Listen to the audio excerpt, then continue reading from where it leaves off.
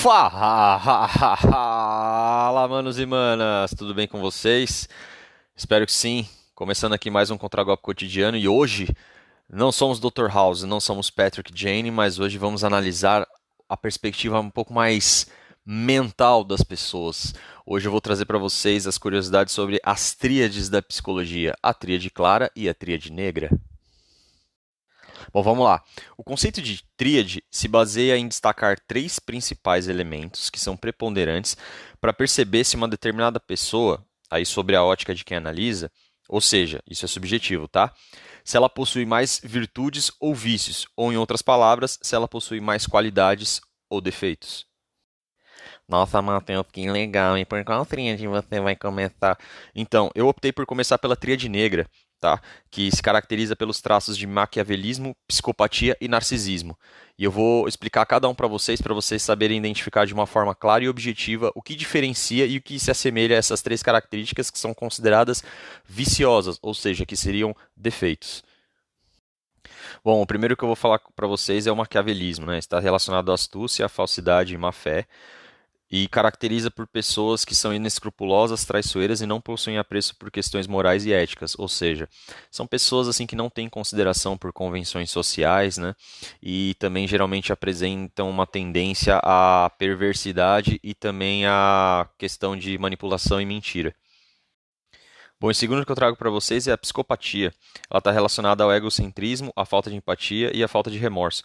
Pessoas que demonstram ser manipuladoras, insensíveis aos sentimentos alheios e apresentam algum grau elevado de frieza, tendendo para a crueldade.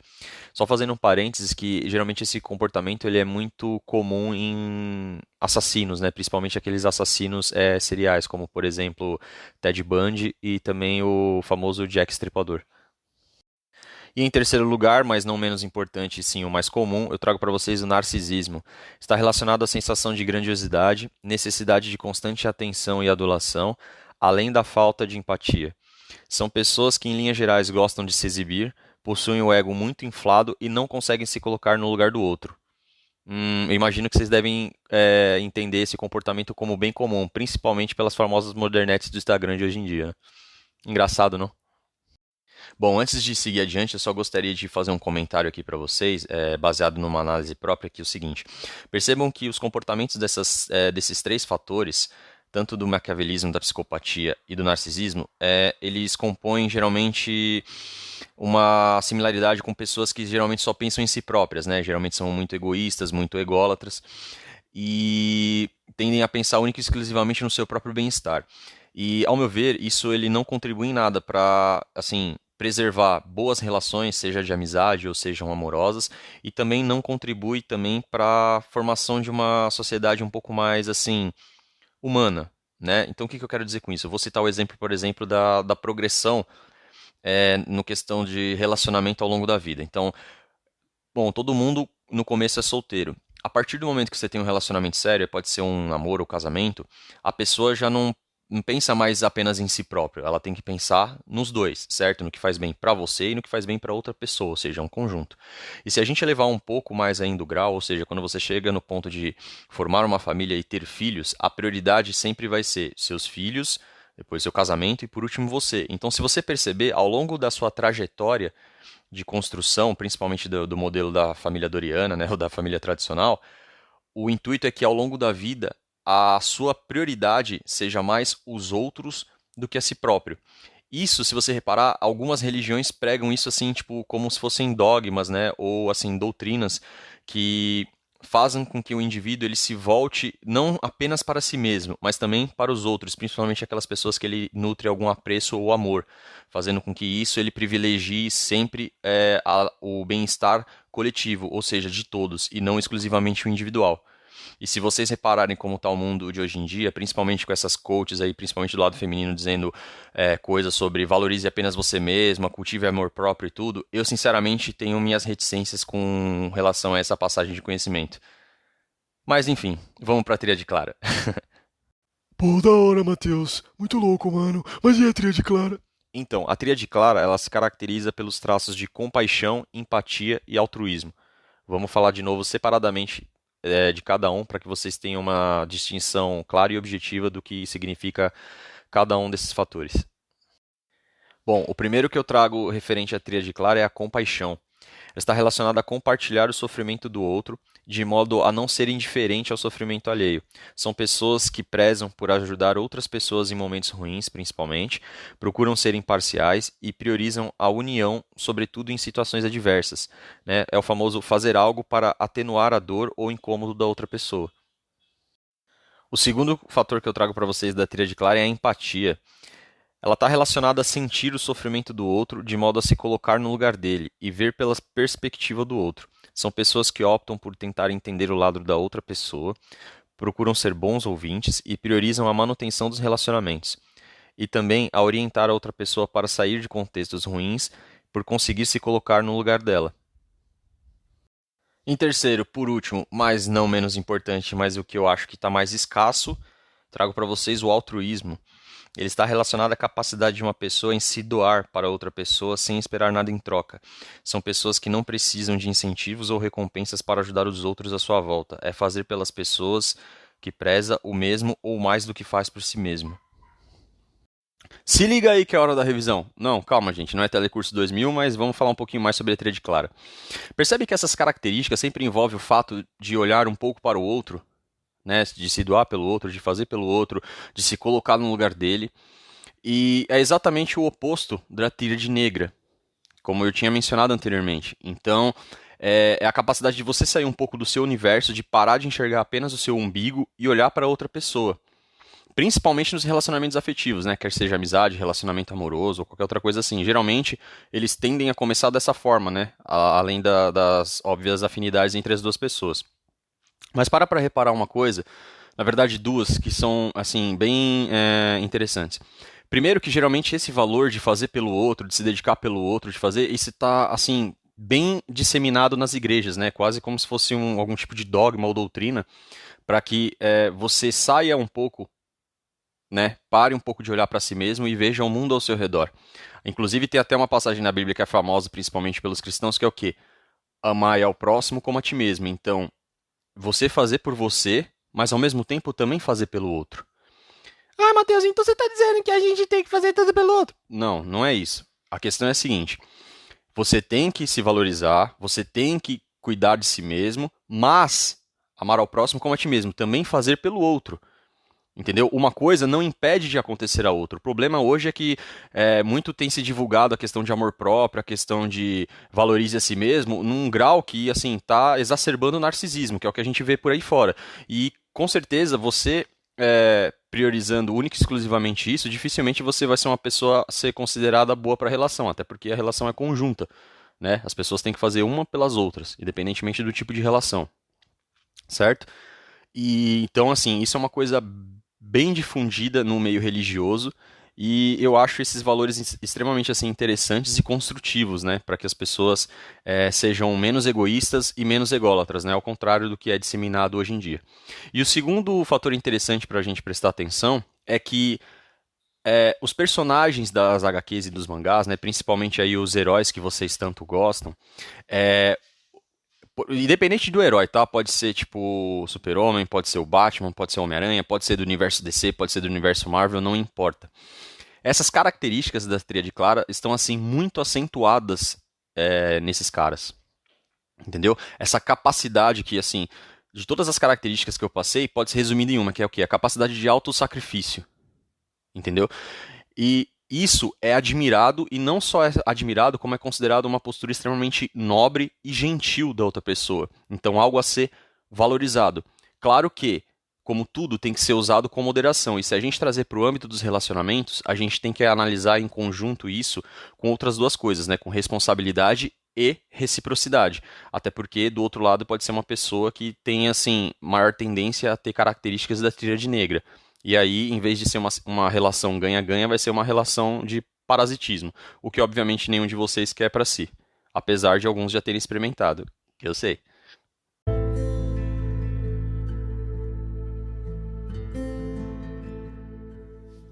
Bom, uma vez tendo esses conceitos esclarecidos, hoje eu preparei uma coisa um pouquinho diferente pra gente. Hoje eu vou trazer um caso de um amigo meu. Obviamente que eu não vou dizer quem é, mas eu sei que ele tá escutando. Sobre um encontro recente que ele teve com uma digníssima aí. Só que esse encontro acabou não dando muito certo, né? Por alguns sinais e alguns motivos que eu vou tentar trazer aqui para vocês verem como que as coisas estão hoje em dia e analisando qual que seria a responsabilidade feminina desse ponto, tá? Porque a masculina a gente já tá cansado de saber. Então vamos lá. Ele, primeiro que em determinado momento, se eu não me engano, ele falou pra mim que ele tinha chamado essa moça 2 vezes, né? Então, ele tentou agendar com ela ali no final do ano passado, a primeira vez, e acabou não dando certo. Aí tentou agendar agora na semana passada e o encontro ocorreu. Detalhe, ela nunca tinha manifestado nenhum tipo de interesse por ele e tal, até onde eu sei, pelo que ele me relatou. E, além disso, ele teve que insistir 2 vezes, certo? E ao meu ver, o que chamou a atenção inicialmente, e depois a gente vai tentar discorrer o porquê, foi o fato de onde ele iria levá-la, né? Que seria na Outback, aí, que provavelmente para vocês deve ser um lugar bem famoso, ou pelo menos algum de vocês já devem ter frequentado esporadicamente. Então, beleza.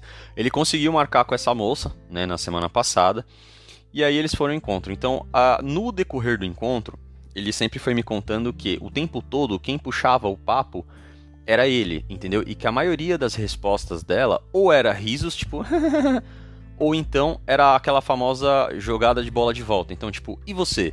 E você? Esse é o primeiro ponto que eu vou levantar. Hoje em dia é muito comum que as mulheres falam que os homens estão fracos de papo, mas essa é uma situação prática que pra mim demonstra o contrário. Demonstra que muitas vezes os caras estão preocupados em conhecer realmente as mulheres, de saber dos gostos e das coisas que elas gostam, porque tipo, ele me mandou inclusive os prints, né, dele fazendo as perguntas, né? Poxa, que música que você gosta, que lugares você gosta de frequentar, que tipos de filme você assiste, entendeu? Querendo conhecer um pouco mais a pessoa, que é uma coisa normal, não precisa ser nenhum tipo gênio, ou precisa estudar tipo PUA pra tentar realmente conhecer uma pessoa quando você tem interesse. Só que do lado de lá, não tá havendo essa reciprocidade, entendeu? Quase sempre são respostas monossilábicas, ou esse tipo de coisa. E você? E você? O que pra mim demonstra que a questão feminina na capacidade de manter uma conversa também está bem comprometida, e a galera precisa dar uma atualizada aí no HD com novas táticas, porque essa não está funcionando. Enfim, aí segue o encontro, né? O bom sinal é que, pelo que ele relatou, ela praticamente não tocou no celular, então isso ponto positivo para ela, estava prestando ali atenção no encontro, né? E aí conversa vai, conversa vem, ela... pelo que ele me falou enquanto estavam comendo, né? Tipo, não deu nenhum sinal de escolha.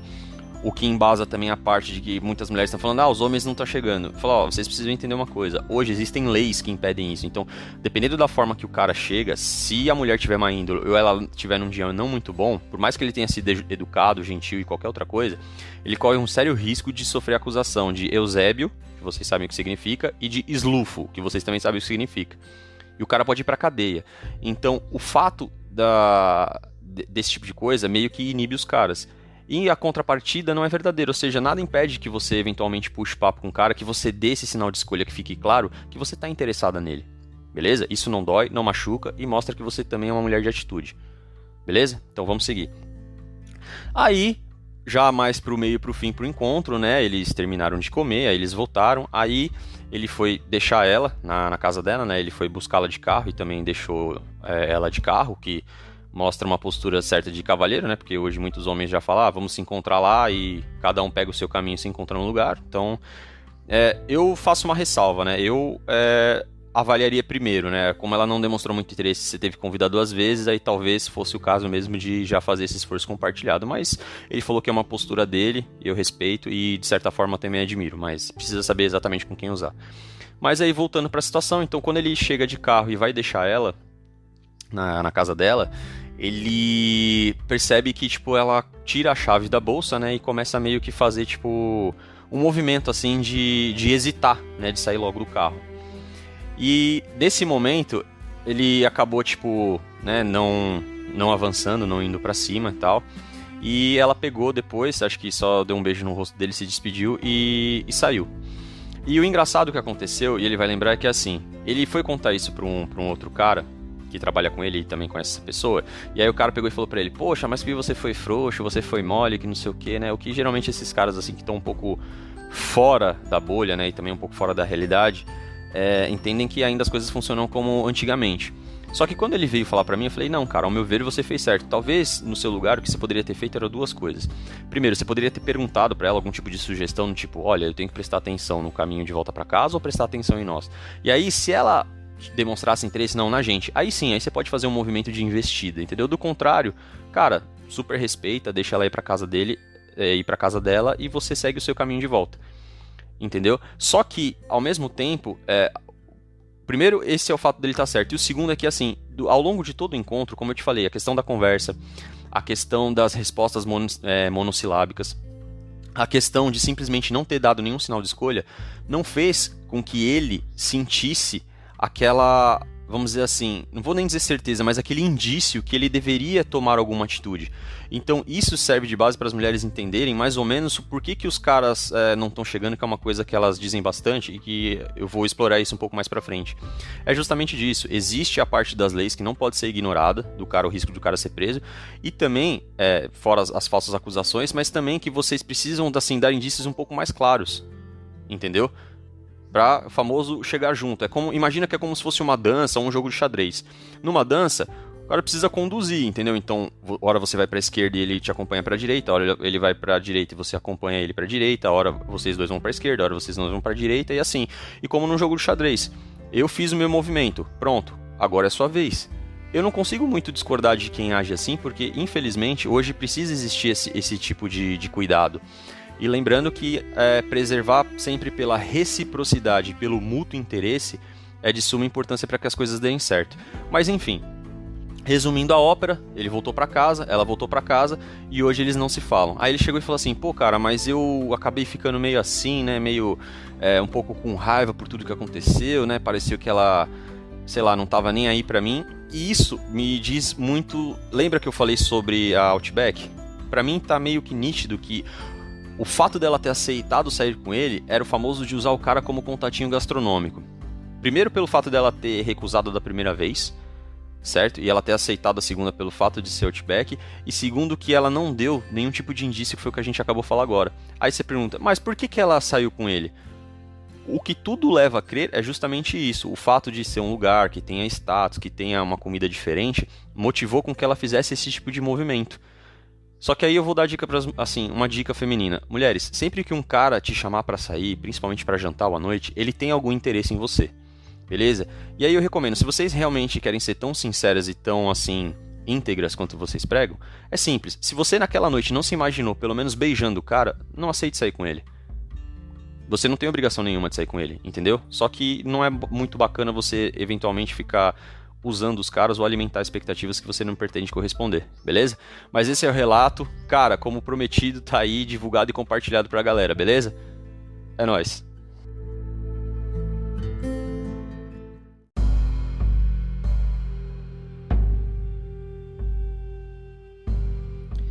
Bom, hoje a referência que eu trago pra vocês é o Rafael Aires do canal Antiotário. Se eu não me engano, o Rafael ele tinha um blog, que agora me fugiu o nome ali, por volta dos anos 2006, 2007, quando eu era mais jovem. E ele já meio que divulgava esses conteúdos, mas não era tão assim associado com o fato de ser Red Pill. Era mais um conteúdo assim voltado para homens, né, assim para o universo masculino, que dava algumas dicas, dava alguns insights bacanas. Só que não estava muito associado à Red, né?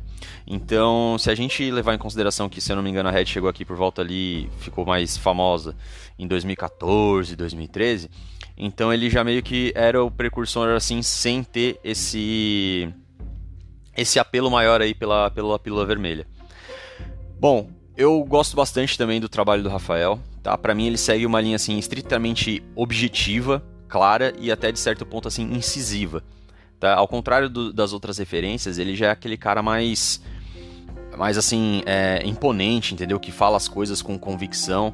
Você pode reparar que geralmente no canal dele do YouTube, ele geralmente utiliza bastante shorts, né? Que são aqueles vídeos curtos, né? Então fica fácil para você acompanhar e para você ver os casos, né? E ele sempre, assim, comenta ou mesmo divaga sobre eles de uma forma, assim, bem objetiva e direta. Que eu acho que não só facilita, mas também assim dá aquela rebatida de um jeito bem firme, principalmente em aspectos assim que não fazem muito sentido quando vem dessa linha assim feminista que está sendo divulgada aí hoje em dia.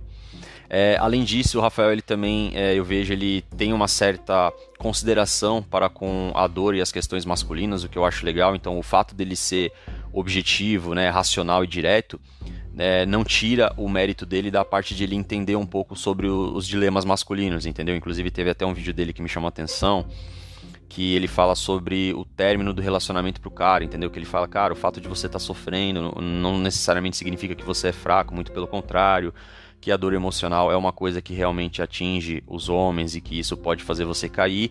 E aí logo depois disso ele já começa a dar dicas, né, ou dar sugestões de como fazer para que você se levante desse momento que muitas vezes é tão complicado, né, e que as outras pessoas não entendem, né? Simplesmente alguns outros homens só virem falar, levanta a cabeça e dane-se, não sei o que, para de ser fraco, para de não sei o que.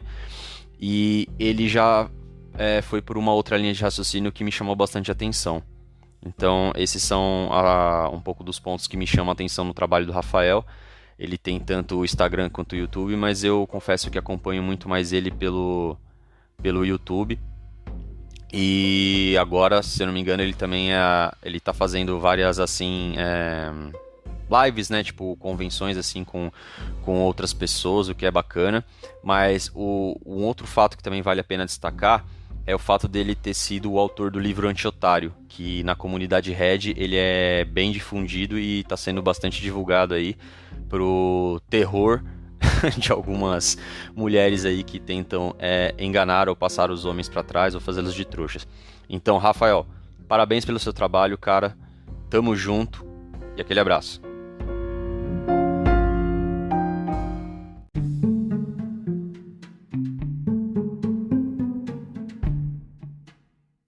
E chegamos àquele momento. Aquele momento de filosofia de boteco, aquele momento de sabedoria ancestral, aquele momento de conhecimento popular. A nossa famosa jantada.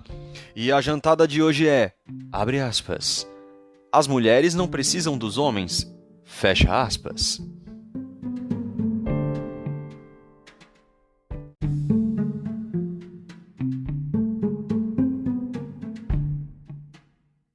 Essa jantada vai ser muito da hora de fazer, porque como a gente diz na gíria do futebol, hoje a gente vai jogar de terno, hoje a gente vai jogar no famoso me lança e me abraça. Siga no raciocínio do tio.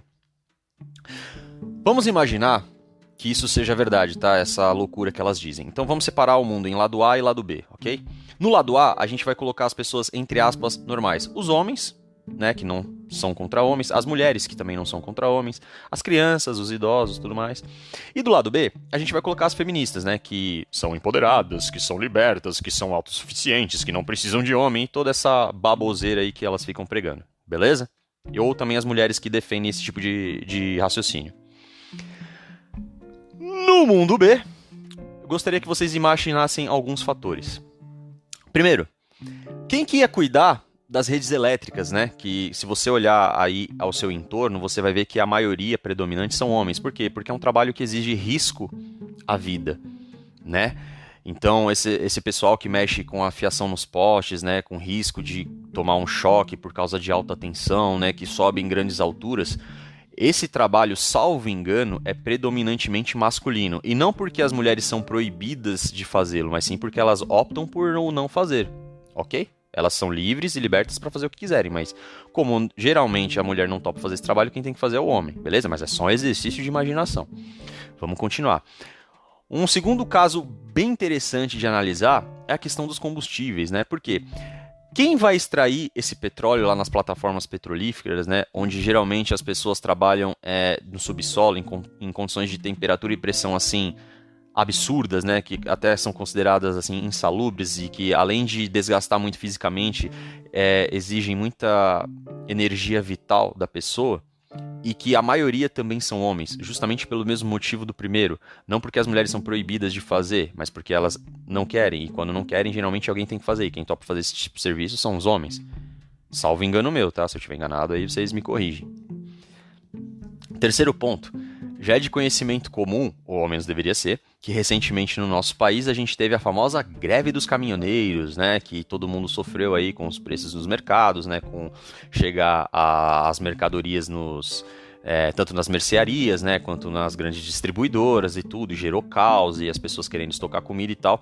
E assim, coincidentemente, a maioria das pessoas que exercem esse serviço também são homens. Ó que fantástico! E pelo mesmo motivo. Não porque as mulheres são proibidas de fazer, de novo, vocês são livres para fazer o que vocês quiserem, mas por ser um trabalho extremamente desgastante, por ter muita viagem, por ter eventualmente que não tem hora para comer, dormir em condições assim de extremo desconforto, homens também topam fazer esse trabalho, não é mesmo?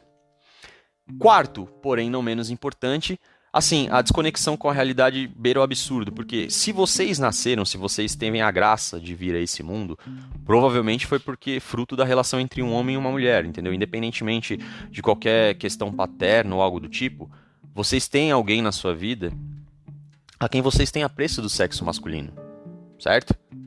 Algum pai, algum tio, algum primo, algum amigo, né? Mas parece que vocês esquecem desse fato, né? Parece que o ódio assim é tão desmedido ou beira o absurdo que, assim, não precisamos de homem pra nada. Será mesmo? Será? Eu não sei se isso faz muito sentido, não. Mas tudo bem. Reunindo esses 4 fatores, né, fora outros que eu tô deixando de lado, né, eu gostaria de ver, assim, realmente como esse mundo iria funcionar. E assim, é só uma opinião, tá? É uma visão minha. Eu, assim, um reles observador do cotidiano. Eu não diria um ano, eu não diria um mês, mas eu não dou uma semana para nesse mundo da fantasia as coisas entrarem em completo colapso. Para essas pessoas que ficam pregando isso, assim, estarem em posição fetal num quarto escuro, chorando, gritando para que as coisas voltem ao normal. Entendeu? Essa é a análise lógica e prática de que esse discurso não se sustenta, que essa narrativa não faz sentido. Homens e mulheres precisam conviver em harmonia. Um precisa do outro. Então vamos parar com esse discursinho de vingança antecipada ou de reparação histórica, porque é o famoso caso de quem nunca sofreu quer culpar quem nunca oprimiu. Beleza? Galera, essa hoje foi a nossa jogada de mestre. Aquele abraço. Antes de encerrar por hoje, vale os lembretes. Não esqueçam de acompanhar o canal pelo Instagram, @contragolpecotidiano, e também interagir comigo através do e-mail contragolpecotidiano@gmail.com, onde você pode mandar relatos como esse que eu trouxe hoje, fazer desabafo, trazer situações que vocês ou presenciaram ou observaram para a gente interagir, ou mesmo eu tentar ajudar de alguma forma ou trazer luz a esse tipo de tema que às vezes não está tão claro assim e tão nítido para a galera que convive aí no dia a dia com vocês, ou mesmo para vocês mesmos, ok? Também vale lembrar da parte do Spotify, né? Não esquece de seguir o canal por lá e também ativar o sininho para que vocês recebam uma notificação toda vez que eu lançar um episódio novo, beleza? Por hoje é isso, um abraço e até a próxima.